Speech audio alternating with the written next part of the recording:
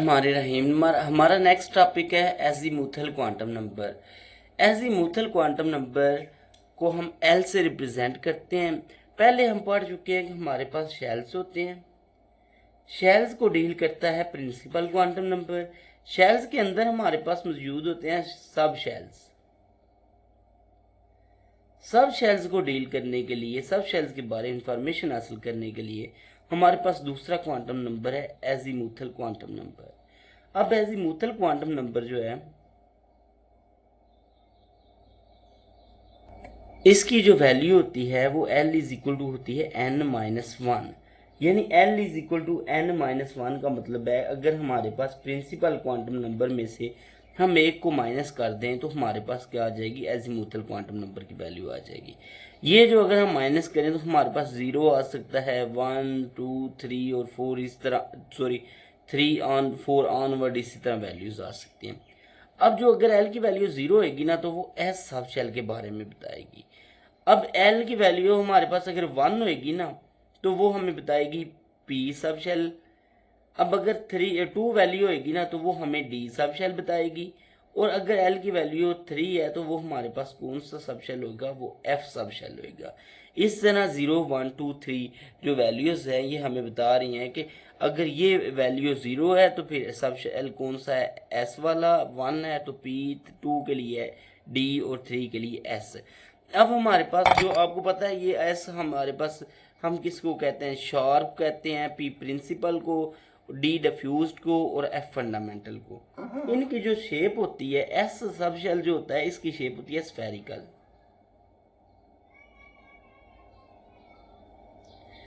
जो P सब shell होता है इसकी होती है डम्बेल।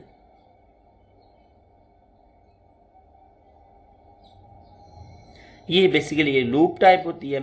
अब जो डी की शेप है वो हमारे पास डबल डम्बेलो की तरह होती है।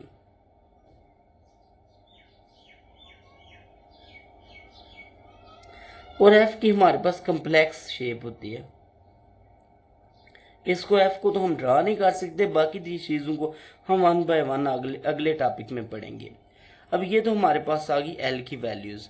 अब हम देखते हैं कि अगर हमारे पास प्रिंसिपल क्वांटम नंबर 0 1 2 3 हो तो क्या हमें क्या चीज़ पता चलेगी। जी, अब ये हमारे पास आ गए हैं shells K L M N और ये इनके प्रिंसिपल क्वांटम नंबर की वैल्यूज हैं। अब आपने को पता है कि L is equal to n-1 है। अब n की वैल्यू K शेल के लिए 1 है तो 1-1 यहाँ पे L की वैल्यू क्या आ जाएगी, 0। और L की वैल्यू 0 मैंने आपको पीछे बताया है कि L की वैल्यू अगर 0 होएगी तो हमारे पास वो S सब शेल होएगा। तो यहाँ पे भी L की वैल्यू 0 है तो कौन सा सब शेल है हमारे पास, S। इसी तरह L की वैल्यू यहाँ पे देखें तो L की वैल्यू हमारे पास जो azimuthal quantum number capital L है उसके लिए प्रिंसिपल क्वांटम नंबर की वैल्यू 2 है तो 2-1 आंसर हमारे पास आएगा 1।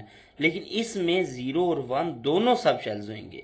आंसर 2-1 आ रहा है लेकिन इसमें पहले वाला S सब शेल भी एग्जिस्ट करेगा। अब इसमें के जो शेल है उसके अंदर दो सब शेल्स हैं, 0 और 1, मतलब S और P दोनों सब शेल्स इसके अंदर अवेलेबल हैं।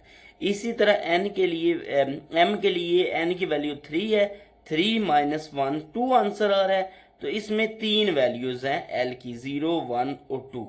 इसी तरह हमारे पास N की वैल्यू, हमारे पास जो N शेल है उसके लिए प्रिंसिपल क्वांटम नंबर की वैल्यू 4 है तो इसकी जो वैल्यूज होंगी वो 0 1 2 3 होंगी। तो इस तरह हमारे पास जो आ गया है, सबसे पहले